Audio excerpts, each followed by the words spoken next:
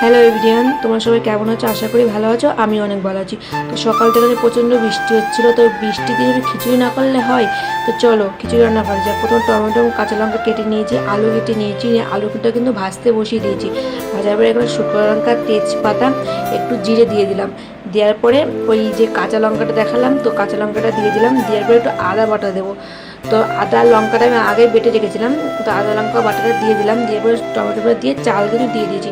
এটা কিন্তু মসুর ডাল আর মুগের ডাল দিয়েছি। তারপরে একটু হলুদ দিলাম, একটু লবণ দিলাম, তো পরিমাণ মতন জল দিয়ে দিলাম। দিয়ে কিন্তু দেখো খিচুড়িটা ফুটছে। যাবো ডিম ভাজা করবো, তো ডিমটা ভেজে নিয়ে যাক। চলো ডিমটা কিন্তু ভাজছি। তো দেখো এখানে ডিমের মামলেট করবো আর পাঁপড় ভাজবো।